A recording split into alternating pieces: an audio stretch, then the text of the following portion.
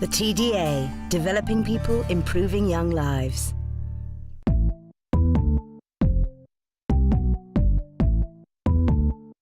This film explores the new technology at the heart of our lives, changing the way we write, record and present ourselves and the world around us. Well, I think English teachers have to take account of new technologies. They have to think about ways in which their curriculum can be presented through digital media of one kind or another. But there are particular issues that relate to English, that new technologies imply new kinds of literacy that English needs to pay explicit attention to. Blogging is really a very simple way of any kind of learner being able to put material onto the internet, be it text, be it sound, be it pictures, and allowing people to comment on it. This is my MySpace, the screen I get when I first log in, and it's got all my friends on, and people can post bulletins which are messages to all of their friends, which you can read off here. And there's blogs up here, which are all just things like people put like pictures from holidays and things like that, or pictures of your friends, and then people can leave a comment on these blogs. Because you don't have everyone's number, but lots of your friends have MySpace pages, so you can just talk to them and it's quicker to get hold of them. Did you know 30.3% of young people have their own personal pages? Me and my friend were messaging each other on MySpace parts of the essays we were writing for English, so we could check them and evaluate them and then send them back, and that was really useful. On my page I have a blog, and I did that to kind of express what I was feeling, because me and my friends, we both put poems up. I think getting feedback from writing a poem helps me because it makes you more inspired to write another poem. If you had an essay for English and you didn't know a lot, then you could just go on MySpace, and because there's loads of sites of famous people like Shakespeare, for example, then you'll be able to get more information, and it's easier than looking for ages on like Google or something like that. I think this one's Richard III, and this is a page on Bebo which is made for my dance school. So a lot of people from my dance school have joined this, and we all talk to each other and we post like good luck notices, and if we have a dance exam then we'll tell like times, and we post pictures from dance competitions and just talk to each other, because most of us don't go to the same school. Did you know young people access the internet more at home than at school? Children's media work has often been seen as media literacy, which, like print literacy, has reading and writing. So traditionally they've analysed the media. If you have a site like Bebo or MySpace, it quite often requires you to have somewhere where your video is hosted. So if you put it on YouTube, you can then go to your Bebo and say, where do you want the video for your page to come from? And you type in the URL of the video and you can have it. The advent of sites like YouTube allows them now to kind of distribute effectively and exhibit their own videos. Blogging is, in its very basic form, is an online journal where someone writes their thoughts and they share those thoughts with other people. In an educational context, it allows young people to have a way of sharing their thoughts on learning, also sharing media, whether it's audio or video or pictures. Now that's developed into something called these social sites, like MySpace, where you can share all this stuff with other people.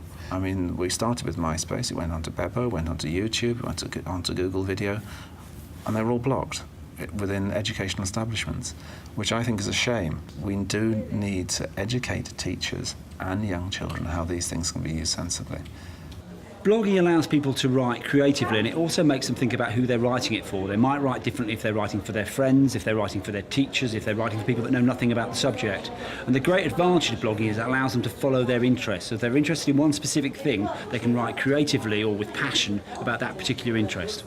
What happens when students blog is they simply discover that the language and the meaning-making strategies that they have in that environment become available to them in the English classroom.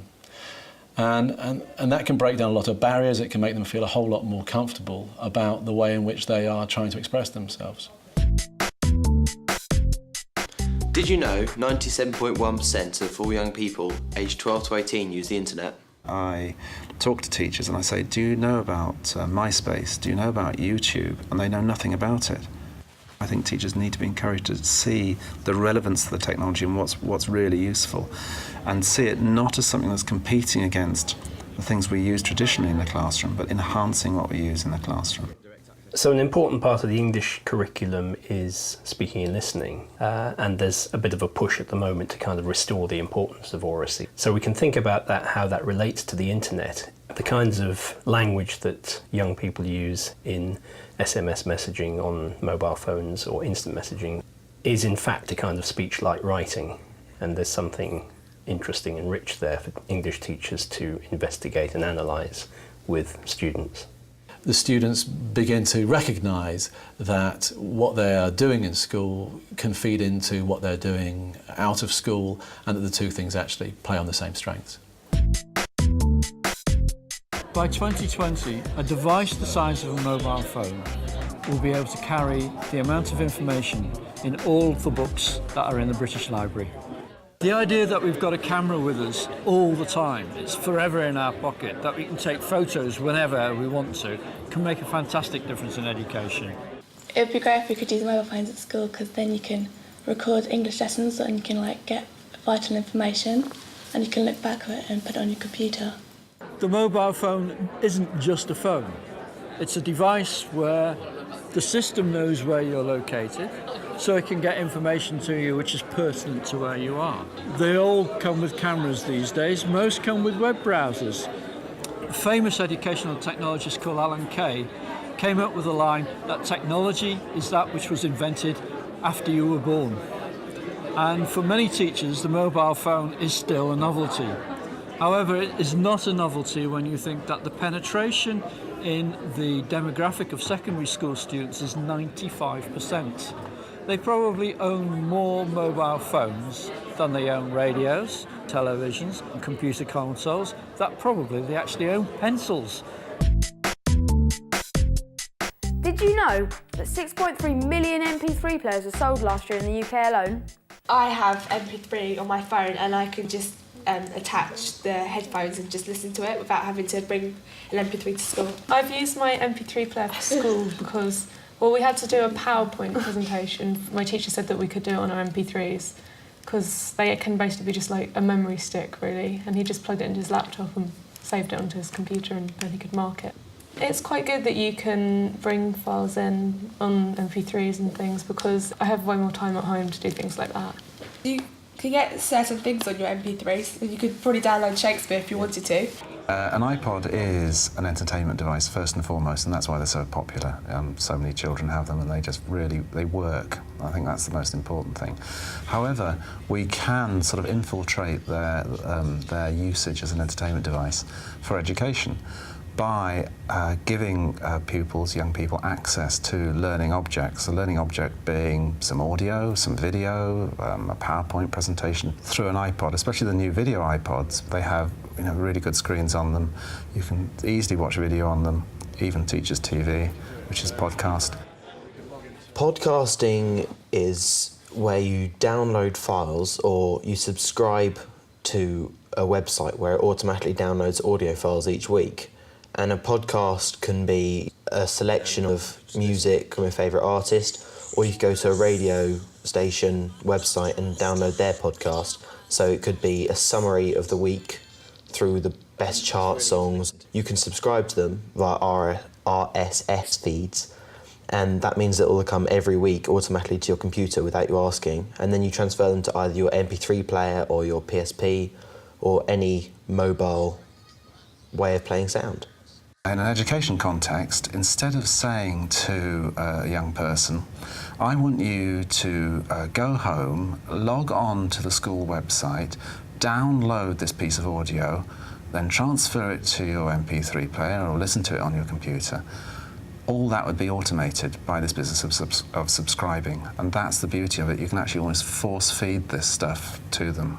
When you want to find a podcast on any topic, just go to Google, type in what you want, and it'll normally have it. The one I just found here is Hamlet, and as I'm doing Hamlet in English, it's really useful. It analyses all the key quotes in Hamlet, and it's all read by Sir Trevor McDonald, and I can download that in a really short time and put it on my iPod and listen to it if my teacher lets me in class. And just by clicking on the link, you can listen to it straight away. McDonald on Hamlet for Amazing Grades. Imagine it was an English text. I saw a fantastic podcast, GCSE Revisions, the other day, where a teacher, just an ordinary teacher, had produced a whole series of enhanced podcasts where he had taken an audio track and enhanced it with images. He had also embedded some text, and he had also put little hyperlinks on it. So on his computer, you could say to the young people, OK, now that you've learnt about this or heard about this, follow this link to this resource online.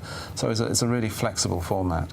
What the podcast allows them to do is to think about the message they're giving, again, but also about the different modalities that they're working in. So there's the oral component of the message, there's the visual component of the message. In which ways do these interrelate? How can one create interesting juxtapositions by using the modalities differently? It's very, very sophisticated stuff, and I think what's always interesting is that when we start introducing these skills to the class, the children are up for it in a way that they themselves often don't realise, and it's only at the end, when you're reflecting on what they've been doing, that they realise quite how hard they've been working. I think our teachers do know about all the new technology, what we're using, but because they've banned so much of it, and we're not allowed to use any of it, so it doesn't really help. It's kind of all shown in a really sort of bad way. They just look at it as, oh gosh, they're sending text, they will not know how to spell, and just think that it's going to distract us from our work rather than help us. That's because they just don't know. They're not educated themselves. And we actually, on this matter, know more than they know, but they're not helping themselves at all. Teachers are really crucial in this whole learning process, and they have to be there as a guide to these young people who are using these devices. I'd hate to see them being left behind. I think teachers should embrace this technology fully. Their students are happy with it, and actually having students happy to start off with makes for a positive learning environment. But secondly, the power that it enables people to have knowledge at their fingertips, creativity at their fingertips, recording at their fingertips, replaying at their fingertips, sharing at their fingertips, with very, very tiny, low-cost, ubiquitous devices, has just got to transform the way that we learn in the same way as the printing press did. I think that what's not up for debate anymore, and what is really evident, is that if you include in class and in their school experience the kind of energy that students are using in their media usage outside of school, then you can do a tremendous amount of good for their work in school. So the idea that media somehow detracts from the literacies that they're developing in school no longer holds water, I think. You just have to accept that students are learning to express themselves in different ways. When English teachers decide what to invest their time in, or what they need to focus on, or how they need to prioritise the way they build the internet or online cultures into the English curriculum, it might be worth thinking about a distinction between ephemeral cultural forms and durable cultural forms. And the only certainty is that whatever technology you go for now, it'll be out of date within 6 months. So it's very hard to say what's going to happen in the future.